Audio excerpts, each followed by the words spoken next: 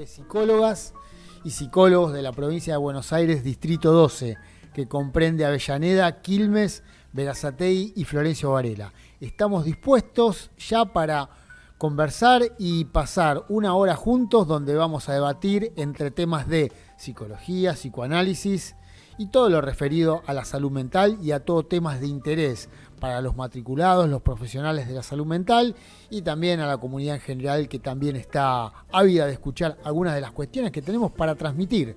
Así que bueno, tenemos una hora para compartir. Hoy vamos a tener la presencia de una invitada de lujo, que es una de las referentes del colegio porque está a cargo de la comisión de psicología perinatal y de primera infancia. Así que bueno, vamos a estar con la coordinadora de esa comisión, que es la licenciada Andrea Mercado, que bueno, está llegando, pero mientras tanto, como es habitual, vamos a hacer una ronda de información que tiene que ver con nuestra institución, con el Colegio de Psicólogos, que está con muchas actividades y está muy floreciente como siempre.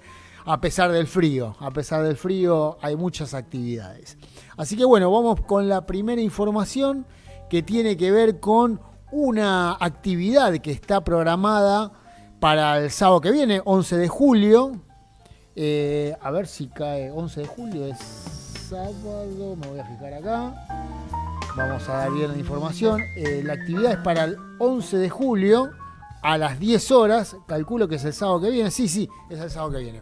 Y bueno, es una actividad de la Comisión de Investigación que va a llevar adelante un evento que se va a llamar La Inteligencia Artificial. ¿Puede reemplazar a la inteligencia humana?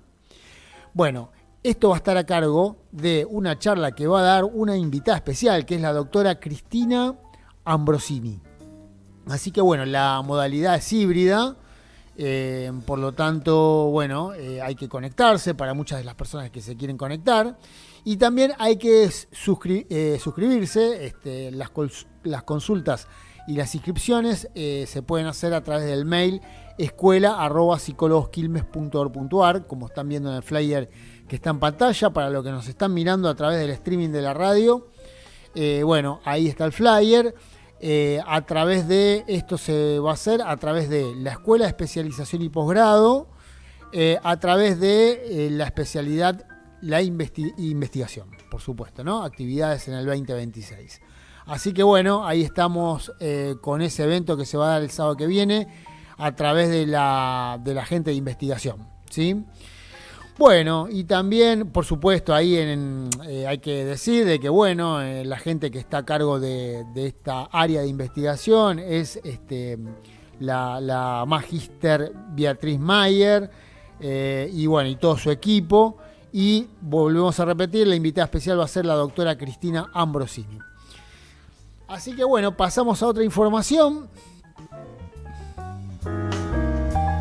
Bueno, y ahí tenemos en pantalla un encuentro que se va a hacer también con la modalidad virtual, obviamente, a través de la plataforma Zoom. Se va a hacer un encuentro organizado por Colsiva, por el Colegio de la Provincia de Buenos Aires, ¿no? El Colegio de Psicólogos. Este encuentro va a contar, se está haciendo una serie de encuentros, ¿no? Para tratar de esclarecer todos los problemas que están surgiendo a través de las modificaciones que se quieren hacer de la Ley de Salud Mental. Para esto, Colsiva organizó encuentros para ir aclarando un montón de cuestiones y trabajando estas cuestiones que están sucediendo con esta intención de cambiar o modificar la ley. Y uno de los encuentros está programado para el miércoles 8 de julio, o sea, el miércoles que viene, a las 17 horas. Y ahí se van a poder conectar y vamos a tener la presencia de la doctora en psicología, Alicia Stolkiner. Y bueno, una de las referentes clave para entender la ley de salud mental y para defenderla. Bueno, Alicia es una de las referentes para estas cuestiones. Así que bueno, ella va a estar a cargo de la charla que se va a hacer en este ciclo de encuentros para defender la Ley de Salud Mental. Se llama Ley de Salud Mental, un logro a defender. Así se llama el encuentro, ¿sí? Recordamos, es una serie de encuentros que está organizando Colsiva en referencia a esta defensa que hay que hacer al intento de modificaciones de la ley de salud mental. Recordamos, miércoles 8 a las 17 horas con Alicia Stolkiner, un encuentro a través de Colsiva.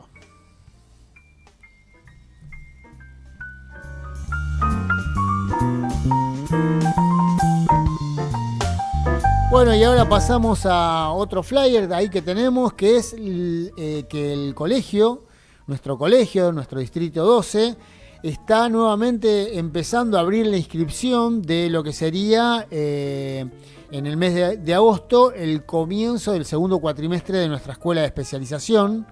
La modalidad siempre es online y semipresencial. Así que bueno, lo que podemos decir con respecto a esto es que, bueno, como saben los matriculados tanto de nuestro distrito como de toda la provincia, que tenemos varios cursos de especialización, como por ejemplo clínica psicoanalítica con adultos, clínica psicoanalítica con niños y adolescentes, la formación en clínica en terapia focalizada en orientación sistémica, psicología educacional, psicología jurídica, laboral. Está la especialización en psicología perinatal y de la primera infancia, hoy vamos a hablar mucho con respecto a eso, y también la especialización en investigación. Bueno, todos estos cursos se dan a través del Colegio de Psicólogos y arranca el segundo cuatrimestre en agosto, por lo tanto se están abriendo las inscripciones. Todos aquellos interesados, colegas ya matriculados, pueden informarse a través de escuela@psicólogosquilmes.org.ar. Pueden inscribir ahí, que los van a orientar, porque bueno, hay muchas especialidades para formarse y seguir avanzando con la carrera de cada uno de nuestro colectivo, ¿sí? Y bueno, para cerrar el tema de la escuela, vamos a poner al aire un clip que nos cuenta una nueva área de especialización para todos aquellos los que se quieren formar en psicología en la discapacidad.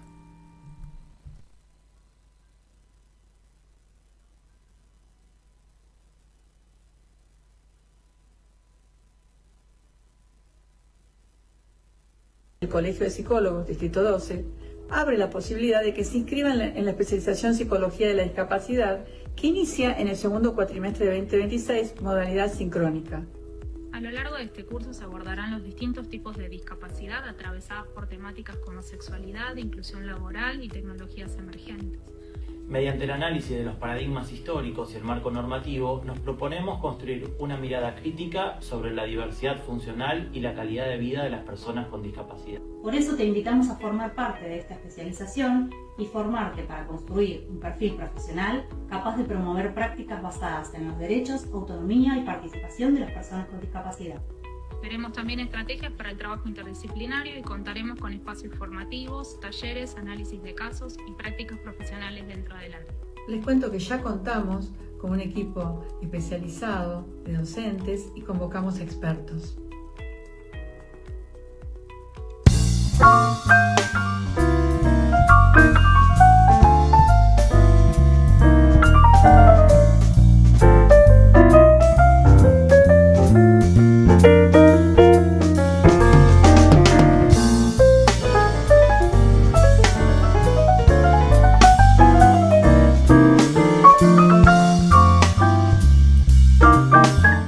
Bien, y luego de la ronda de información con tantas actividades que tiene el colegio, es hora de presentar a nuestra invitada especial. Así que estamos con la licenciada Andrea Mercado, una de las referentes de nuestro colegio, ¿sí? Que está a cargo de la Comisión de Psicología Perinatal y Primera Infancia. ¿Qué tal, Andrea? ¿Cómo andás? Hola, ¿cómo estás, Julián? En principio hay que decir que estás acompañada en la comisión, ¿no? Sí, está Tatiana Marietán. Después, bueno, siempre con mucho interés de matriculados que preguntan cuestiones específicas sobre lo perinatal. Uh-huh. La comisión está funcionando, es la más antigua de la provincia, que está funcionando desde 2001. Claro, así que, desde el 2001. Sí. Mirá la historia que tiene la comisión, ¿no? Y es nueva porque yo estoy en esto desde el 93, así que... Claro. Y en la página del colegio, ahí está la información de que la comisión nació como una continuación de la cátedra de la UBA, sí, ¿no? Sí, es de la psicología cátedra perinatal. que en su momento se llamaba inserción del psicólogo en un hospital materno-infantil, porque no nos dejaban poner psicología perinatal porque no existía ni como especialidad ni como nada. Entonces fuimos pensando qué hacer en la maternidad que bueno, nos fue guiando hacia la idea de perinatalidad, porque trabajábamos con obstetras y con neonatólogos. Claro. Y bueno, los congresos que íbamos eran de perinatalidad, ¿no? Entonces, ahí fue que... ¿Y eso pasó en este distrito o fue gente que se fue vinculando a través de la provincia?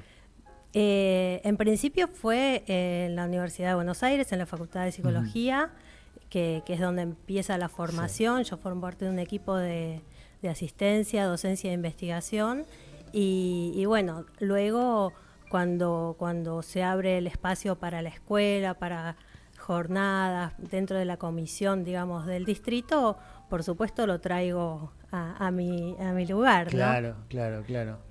Bien, y después, bueno, me imagino que cuando surgió la escuela de especialización, bueno, obviamente presentaron el proyecto para llevar también el curso de especialización en esta área, ¿no? Exacto. ¿Eso en qué año fue?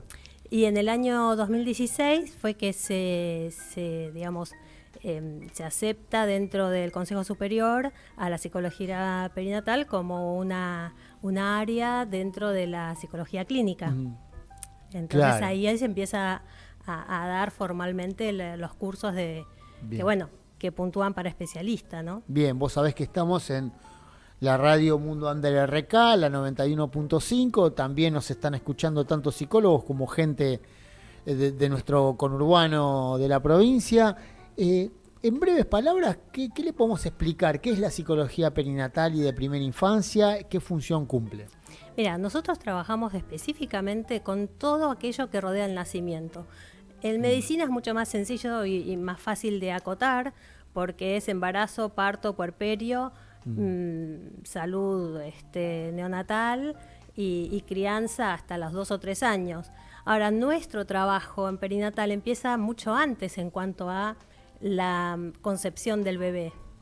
Y ahí es donde por ahí los límites se hacen un poco más difusos. Claro. Y además muchas veces quedan situaciones a trabajar o a elaborar a posteriori del nacimiento. A mí por ahí me consulta alguien que tuvo un bebé en neonatología, pero que el bebé ya es un adolescente de 15 años y por ahí en ese momento recién se puede poner. Entonces, bueno, se puede poner a elaborar lo que le pasó cuando estaba el bebé internado en terapia intensiva. Entonces, por eso el límite se hace por ahí más difuso.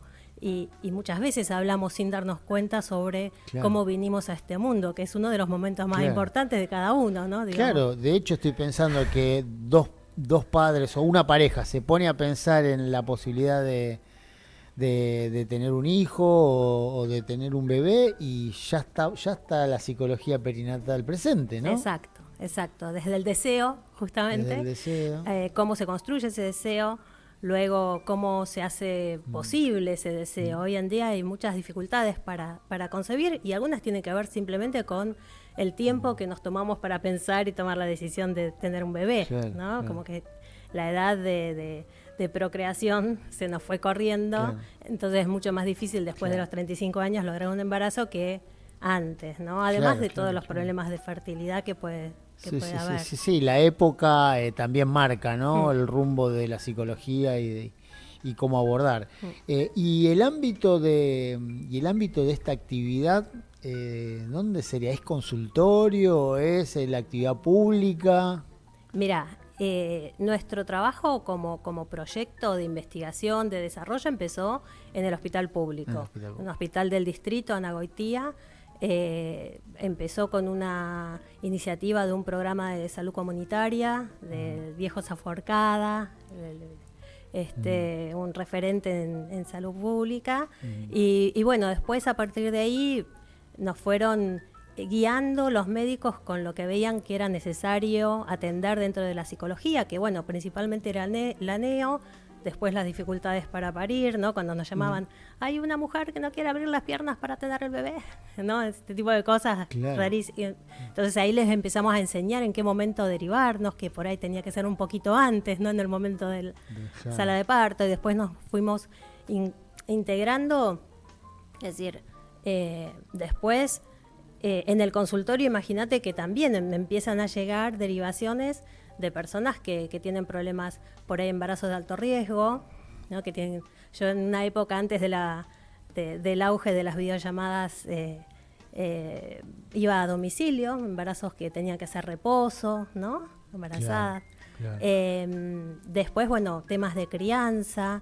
Por eso te digo, hay muchos ámbitos de inserción, desde lo público, desde lo privado. Por supuesto que en el hospital público tenemos todo, tenemos posibilidad de participar en los cursos de preparación para el parto, tenemos posibilidad de estar en sala de parto si hace falta. Y se hace mucho más presente la interdisciplina, ¿no? Sí, más visible con médicos, y más fácil. Social, claro. Porque si no, por ahí tenemos que comunicarnos telefónicamente y hacer todo el caminito. Pero bueno, ahí golpeas la puerta, cruzas el pasillo. Nosotros trabajamos en el piso de neonatología, en el piso de obstetricia, en las salas de internación conjunta. Entonces, porque hay un criterio que establece que cuanto antes vos des respuesta a una situación crítica, mejor es el pronóstico de esa situación. Digamos, para que no se transforme en un trauma psíquico.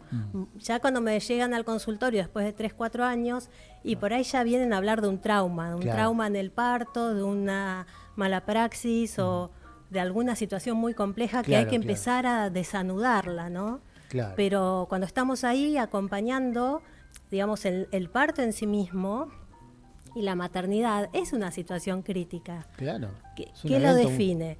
Te exige por ahí herramientas y recursos que no tenías disponibles antes. Y no tenemos instinto, que eso es muy importante, porque a veces está como un poco, ¿no? Ay, bueno, el instinto materno. No, eso no existe, eso lo hemos perdido. Para nosotros no existe. De momento que estamos hablando y decidimos si nos dejamos llevar por los impulsos o no, ahí ya perdimos el instinto. Entonces, tenemos que aprender. Y el bebé viene con un montón de reflejos, viene con conductas innatas que facilitan la supervivencia. Sabe chupar, pero no sabe alimentarse y no sabe cómo relacionarse con su mamá. Entonces, los primeros meses es un aprendizaje. Entonces, por eso yo digo, ojo con el empoderamiento. No es, es natural, vas a poder porque es natural.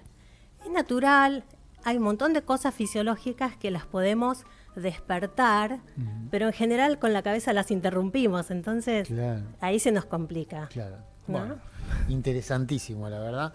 ¿Qué sucedió en el 2014? Bueno, en el 2014-2015 se reglamenta la ley de parto respetado, ¿no? Donde justamente empieza a visibilizarse frente. Acá hay como dos discursos. Uno es el discurso médico. Si uno empieza a hacer memoria, antiguamente los partos se atendían dentro de grupos de mujeres, con rituales, digamos, era todo como muy natural, e igualmente era una situación de riesgo para la mujer, ¿no? Parir no es una situación segura. Por eso es tan importante validar las ansiedades que podemos tener las mujeres a la hora de decidir tener un bebé. Porque no hay embarazo que sea sin riesgo. Es bajo, medio o alto riesgo, pero cero riesgo no existe. Por eso es importante el acompañamiento, ¿no? El atravesar de otra manera ese momento. Y el acompañamiento no solamente médico, sino también de pares, estar en contacto. Nosotros estamos viviendo y criando y pariendo muy aisladas, y esto es un problema. Claro. ¿No? Entonces, ¿Y la ley ayudó? La ley visibilizó, pero hace unos años yo traje este librito porque tiene un diagrama de cómo crecieron las cesáreas en el mundo. Lo tenía marcado y saqué la hoja.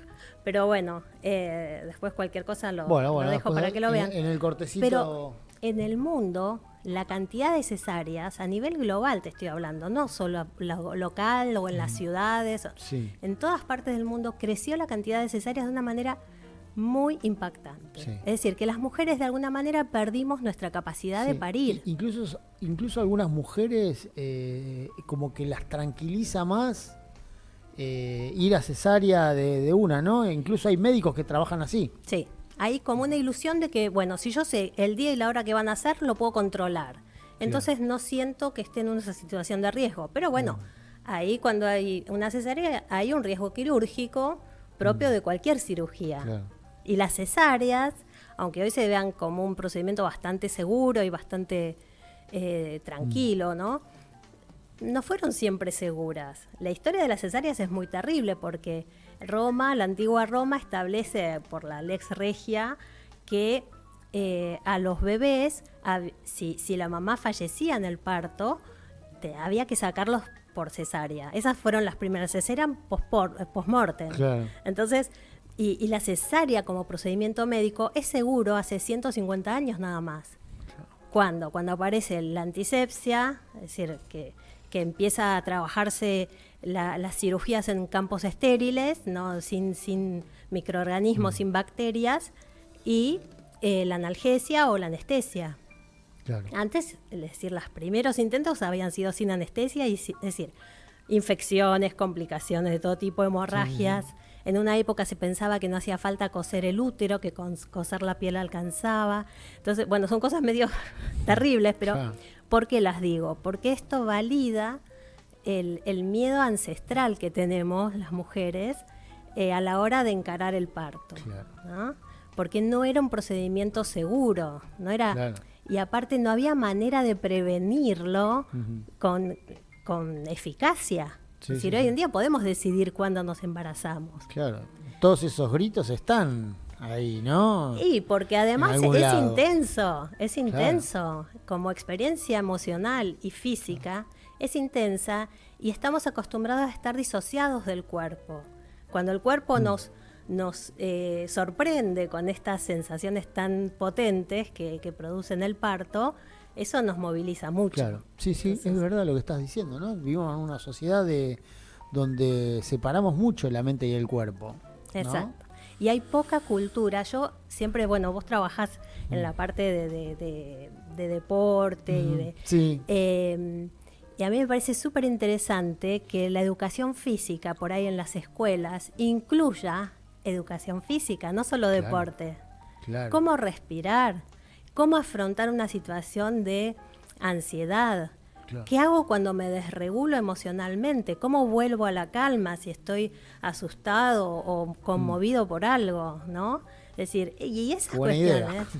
Bueno, ¿No? sí, por ahí hay que decirlo más en ámbitos públicos, ¿no? Porque Claro. para mí es imprescindible que Claro. a ver, pues ¿sabés qué veo yo en la clínica? Vienen las mujeres embarazadas a prepararse para el parto. No alcanzan los 9 meses para conocer el cuerpo, para saber cómo respirar, cómo relajar. Yo tengo una frontera física, que en el suelo pelviano, que es muscular, que eso tengo que saber Sí. cómo relajarlo, y además tengo una frontera psíquica corporal.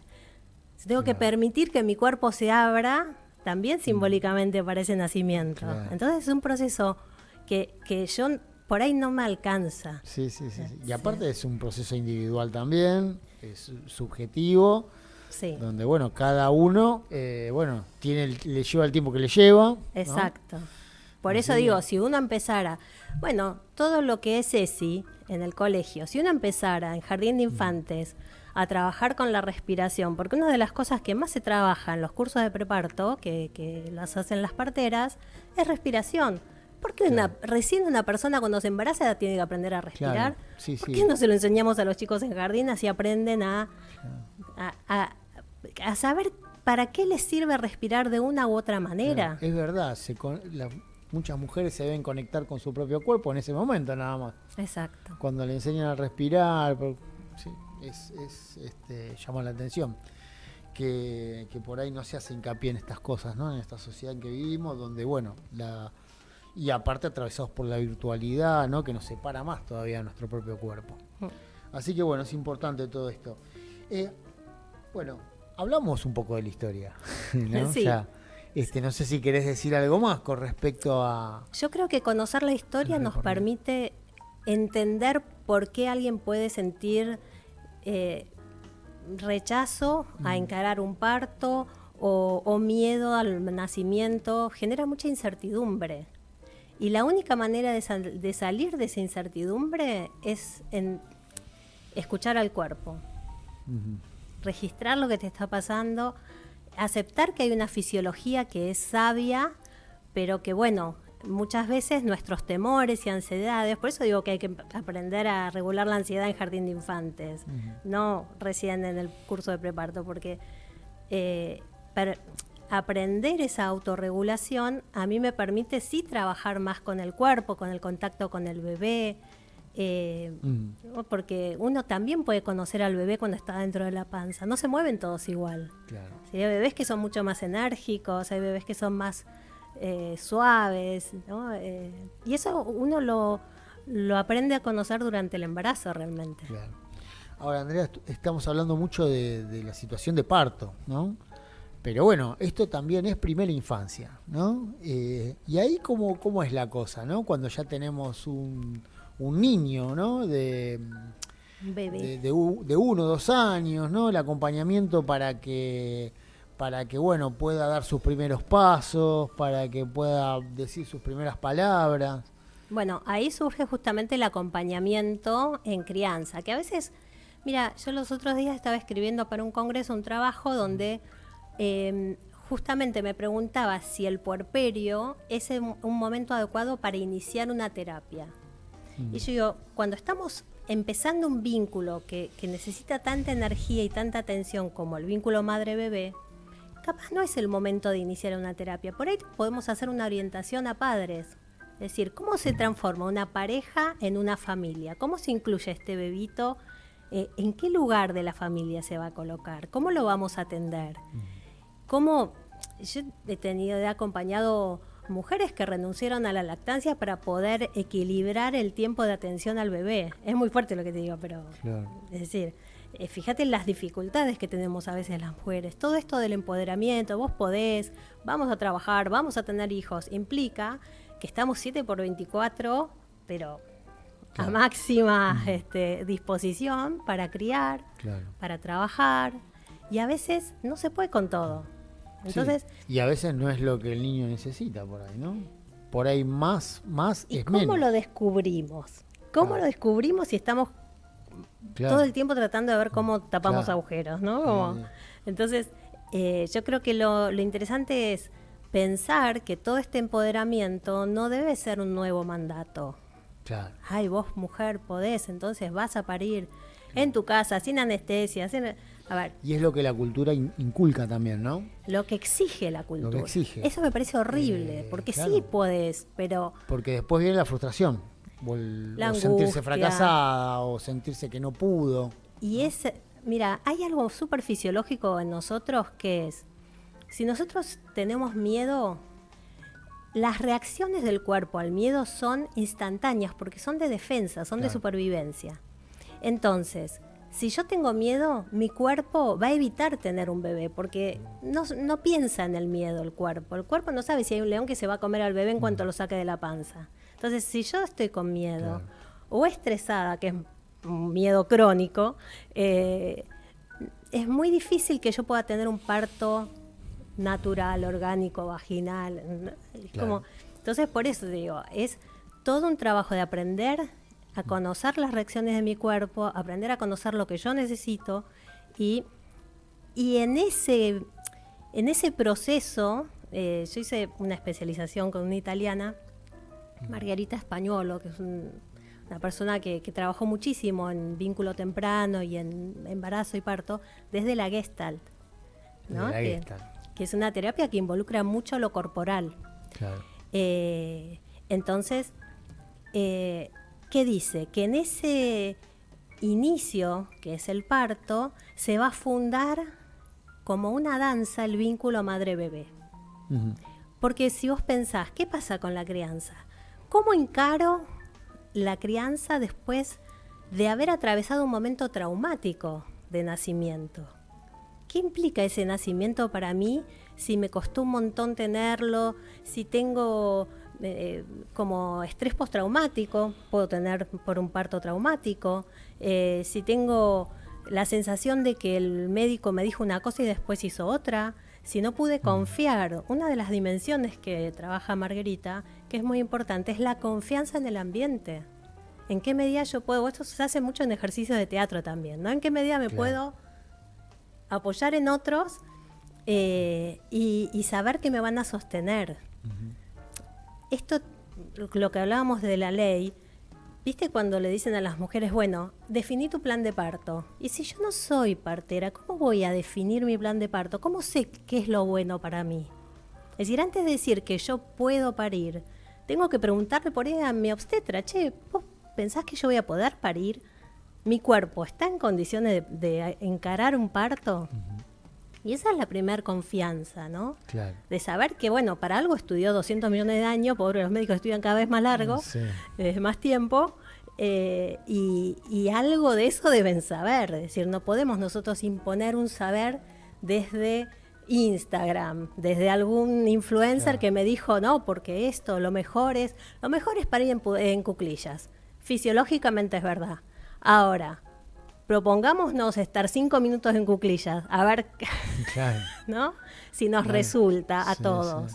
Sí. Es decir, es una posición que sí, abre la cadera, todo lo que vos quieras, pero no estamos habituadas las mujeres hoy en día.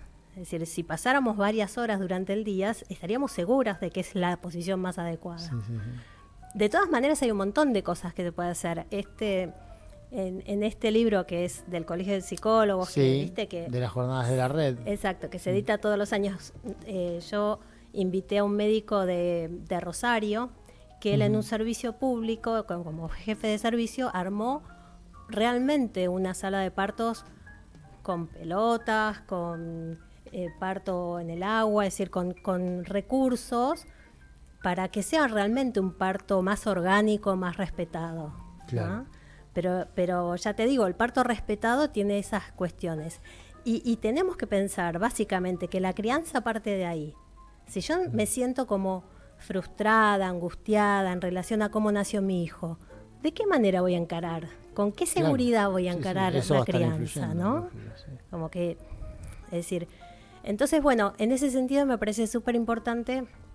Después los profesionales podemos hacer un acompañamiento. Están las puericultoras, están los pediatras, hay mucha consulta por lactancia, mucha consulta por sueño, mucho colecho, ¿no? Como si fuese lo más. Y yo digo, bueno, el colecho era importante cuando no teníamos calefacción, donde se metían bichitos en las casas, donde hoy en día, por ahí una mamá que estuvo trabajando y que necesita descansar, no sé si la mejor idea es que duerma con el bebé pensando que por ahí gire y lo puede aplastar, ¿no? Claro. Es decir, también aparece mucho en las mamás como situación habitual, que por ahí trabajan todo el día y cuando llegan a casa necesitan dormir con el bebé porque lo extrañan, ¿no? Sí. Entonces, bueno, hay un montón de cuestiones que hay que. Por eso digo, nosotros somos, a veces está esto de el protocolo, la técnica, el tip, no, o el consejo que uno puede encontrar en las redes, pero hay que escuchar el caso por caso, ¿no? Nosotros como profesionales de la psicología estamos como entrenados en eso, en ver qué le pasa a esta persona. ¿Y qué lugar ocupa esa criatura que vino, ¿no? Para esa subjetividad, y lo mismo. Pero bueno, me llama la atención, que los diferentes abordajes que puede haber, ¿no? Desde la Gestalt, desde una cuestión espacial, desde los vínculos, ¿no? Me imagino que también la terapia sistémica debe tener cosas para decir, ¿no? Muchas veces el genograma nos da muchísima información, viste, que es bien sistémico. Por eso yo digo que yo como profesional, nosotros elegimos el nombre de psicólogo perinatal, pero en realidad es una terapia integrativa, ¿no? Donde yo tengo que ver qué situación está atravesando la persona. Trabajamos a veces en situaciones críticas, ¿no? Como con la urgencia. Con las noticias inesperadas que aparecen en el contexto perinatal, un diagnóstico, ¿no? Y al estar en la institución, estamos al lado de la persona cuando recibe la mala noticia, ¿no? Claro. Entonces, bueno, cómo se trabaja, que eso es algo mucho más, si se quiere, más conductista, más, ¿no? Como Sí. más técnico, Sí, claro. no tan clínico. No Pero tan... por ejemplo, me imagino, no debe ser lo mismo la llegada de un primer hijo que la llegada del tercero, ¿no? El lugar que ocupa espacialmente en referencia a los demás miembros de la familia, Sí. ¿no? Sí, tal cual. Siempre, pobre, el hijo mayor yo creo que es el que más castigamos con los miedos, ¿no? Claro. Que le ponemos demasiados límites. El segundo ya es como un tiro al aire siempre y el tercero ya es el que hace lo que quiere y el cuarto y después vienen los que siguen, ¿no? Que se quedan medio solos. Pero tampoco es lo mismo tener un bebé nacido a término, con peso adecuado para su edad gestacional, como dicen los médicos, con todo, es decir, con moñito, todo nacido bien, Apgar 910, que un bebé que nació prematuro, que no, es decir, no solo el bebé nace antes, es más chiquito, es diferente, nadie se imagina acunando un bebé prematuro. A veces los papás no se animan ni a tocarlo porque si es tan chiquito, no... Claro. Y al mismo tiempo la mamá tampoco tuvo el tiempo de procesar que había un bebé en su panza, ¿no? A veces es como que ni siquiera les da tiempo. Claro. El último trimestre del embarazo en especial. Con el laburo, con los turnos, que los controles, todo Pero y pasa todo encima rápido. se te acortó el embarazo porque te duró 6-7 meses, Claro. en durar de los 9. Y el último trimestre, como vos sentís mucho más los movimientos del bebé, es el que te permite darte cuenta cómo es y darte cuenta que hay un bebé ahí adentro, ¿no? Porque al principio parece medio un alien, ¿no? Que se está moviendo en la panza. Las mujeres que hayan gestado un bebé se van a dar cuenta. Esa sensación de, ¿será la panza? ¿Será el útero? ¿Qué será, no? Porque al principio es mucha incertidumbre. El primer trimestre tiene toda una cuestión en relación a la fertilidad y a la viabilidad del embarazo. El segundo trimestre ya ahí empiezo a pensar, ¿no? Sobre todo que se me fue siempre el primer trimestre da mucho sueño, las embarazadas están súper cansadas. El segundo ya te sentís mejor porque todavía no pesa tanto y ya no tenés tanto ese cansancio del primer trimestre, pero todavía no identificás el carácter del bebé. Claro. En el tercer trimestre sí, porque ya se mueve, ya te dicen, ay, no me dejó dormir, o se movió un montón, o te dicen, me trata bien, me trató mal, ¿no? Como te cuentan cómo fue ese último Ya empezó trimestre. la relación. Ya empezó. Yo digo que empezó cuando éramos chiquitas y teníamos la muñeca UPA, ¿no? Porque hay un montón de proyecciones Claro, que es uno verdad. hace respecto del rol. Pensá que hay cuestiones de cómo es ser mamá, cómo siempre se movilizan psíquicamente. Es muy interesante porque se moviliza mi lugar como bebé en relación a mi mamá, que es mi modelo. Claro. Yo por eso les digo muchas veces a las personas cuando vienen al consultorio a hablar del parto, de cómo va a ser el parto que van a tener, etcétera. ¿Vos preguntaste cómo naciste? ¿No? Y ahí muchos se enteran porque cosas que por ahí no les llama la atención. Claro. Y es un antecedente importante, porque parte de la confianza o la capacidad de esto, voy a poder tener un bebé por parto vaginal o tiene que ver con cómo fue mi nacimiento y cómo me lo fueron contando además. No es lo mismo que mi mamá me diga, no, porque fue un sufrimiento terrible, estuve 3 días de trabajo de parto, bueno, es imposible, pero viste que en las historias se van dibujando las situaciones también. Que decir, no, bueno, vos naciste en 5 minutos, ¿no? Como esto te genera un antecedente. Ah, mira, si mi mamá pudo. Claro. ¿No? Claro. Bueno, y acá me marcás esto de el concepto de validación. ¿A qué te referís con esto? Mira, yo creo que hay que validar esta situación de que, bueno, el embarazo es un proceso de riesgo y tenemos derecho a tener miedo y tenemos derecho a no saber, porque sobre todo validar nuestra vulnerabilidad cuando estamos maternando. Porque, insisto, esta cuestión del aislamiento que tenemos, ¿no? Que creemos que estamos súper conectados porque tenemos acceso a muchas pantallas, pero que en realidad no estamos conectados en presencia, ¿no? Claro. No es lo mismo que yo me conecte por Zoom y hablemos, aunque estén las pantallas igual, que pueda estar acá viéndolos a ustedes, ¿viste? Como en diálogo. Es muy distinta la impronta. Y en el caso del embarazo, porque uno puede hacer teleterapia, como decimos ahora, y está bien, porque hay mucho de lo simbólico que entra en juego, y hay contacto también. Pero en el caso de la crianza, de la preparación para el parto, del acompañamiento, hay una dimensión interpersonal que es muy importante y que la hemos perdido por esta cuestión de que estamos todos como súper para adentro. Claro. Ya te digo, y las pantallas eventualmente te generan este tema de el deber ser o el ideal, Sí. ¿no?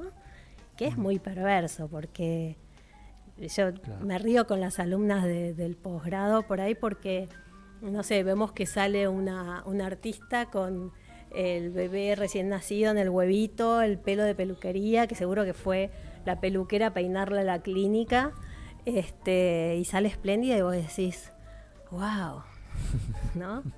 Es un montón. Claro. Sí. Entonces, esos son mandatos muy fuertes y que no transitamos todos igual la maternidad, la verdad. A la persona promedio la parentalidad le genera un desafío y un esfuerzo y tratar de compatibilizar esto con los mandatos, con los saberes de la familia también, porque a veces aparece también no como apoyo, sino como algo muy intrusivo, ¿viste? Claro. ¿No? Lo estás haciendo mal, ¿no? Sí. Pero bueno, por eso digo, creo que hay toda una desnaturalización de los procesos y una pseudo naturalización digo, ¿por qué humanizar el parto si es un evento humano? ¿Qué tiene de deshumanizado? Bueno, cuando se meten los médicos, a ver, celebremos la analgesia, la asepsia y la seguridad de ciertos procedimientos de intervención en casos de partos complicados, pero ¿por qué establecerlo como protocolo para todos los nacimientos si capaz no hace falta? Es decir, cuando entra eso, entra el médico. Claro. Y ahí es donde se empieza a perder la dimensión. A esto responde el parto respetado, a esta cuestión del discurso médico hegemónico que solo ve que solo ve la dimensión física. Hay algo del orden a veces de la sociedad de consumo, ¿no? Vamos a sacar los bebés rápido, que salgan, ¿no? Como... Sí. Y un trabajo de parto te puede llevar 10 horas tranquilamente, sobre todo el primero, y bueno, hay que esperarlo, ¿no? Es decir, Claro. todos los procedimientos que se hacen. ¿Por qué acelerar el proceso, no? ¿Qué Y necesidad? Y sí. Pero bueno. Te vuelvo a traer al colegio, ¿no? Sí. Hablame un poquito del curso de especialización. ¿Cuántos años son? Bueno, estamos ya en las puertas de lo que sería el segundo cuatrimestre. Sí. ¿Ustedes están cursando todavía? Sí. El curso está pensado como una serie de módulos que se van como una calecita que los colegas se pueden subir a hacer un Cuando cuatrimestre quieran, claro. en cualquier momento. No son correlativos. Y yo lo encaro como un curso de actualización, porque cada vez que doy un tema, eso es una manía, vuelvo a investigar qué hay de nuevo en el tema, ¿no? Es como que vos, no sé, vínculo temprano, bueno, ¿y qué hay de nuevo en esto? Apego, ¿y qué hay de nuevo en apego? ¿No? Como, a mí me parece súper interesante, sobre todo porque son todos colegas que ya están graduados, es un curso de posgrado y estar en permanente actualización me parece mucho más interesante. Claro. O sea, rotan los módulos, pero siempre agregando algo que tiene que ver, bueno, este módulo ahora, pero ¿qué está pasando ahora? Exacto, la idea es esa. y recuperar la experiencia de los estudiantes que, bueno, algunos tienen más experiencia que otros, algunos están trabajando en instituciones, Claro. en maternidades y demás, otros están recién empezando a trabajar y por ahí todavía no tienen tanta inserción, pero bueno, a mí me parece súper interesante, que es una obviedad, obviamente, pero el curso, digamos, toda la carrera, para obtener el puntaje de especialista son 2 años y medio, son 5 módulos. Claro. Y bueno, luego se No es tramita. tanto tiempo y bueno, digamos, en cierta cantidad de tiempo, que no es muy largo, bueno, uno puede obtener la especialidad y poder trabajar con mucha más formación, ¿no? Así que sería Sí. conveniente para Y es que los que están aparte interesados. nosotros, ¿qué es lo importante? Que es muy específico. Cuando una Sí. persona viene y te habla de una fertilización in vitro, y es muy, a ver, es muy importante saber cómo es el procedimiento, que en cierta forma es un procedimiento invasivo. Es importante saber que toda la estimulación hormonal tiene una consecuencia en los sentimientos y en la conducta. Es decir, y muchas veces cuando el profesional no está especializado, es la paciente que viene y le tiene que contar, no, porque me hicieron esto, que es así. Entonces, en lugar de contarte todo en una entrevista, te termina tardando 6 meses en contarte, porque realmente es muy específico. Hay estudios que son difíciles de transitar y viste, es como, es Claro. importante. Bueno, este acompañamiento es importante y bueno, no solamente por la situación de parto, sino bueno, lo que serían los primeros meses, los primeros años de vida para una mamá, para un niño. O sea, bueno, estamos hablando de un momento muy particular de la vida que merece ser acompañado y ahí seguramente hay mucho laburo para hacer. Te quería preguntar, y bueno, y esta comisión que llevas adelante se articula provincialmente, ¿no? Sí, nosotros... ¿Cómo está eso? A ver. Fue muy interesante porque nosotros desde el CONICET habíamos armado con el equipo de la UBA un curso en Mar del Plata y con las colegas de Mar del Plata empezamos a pensar, como había de Bahía Blanca, empezamos a pensar cómo alentarlas a que armen comisiones en la provincia. Entonces empezamos a conocerlas, incluso, no sé, gente de otras provincias, y siempre la experiencia es similar en cuanto a empezar la inserción, ¿no? Como dialogar con médicos, porque bueno, es muy interdisciplinaria, ¿no?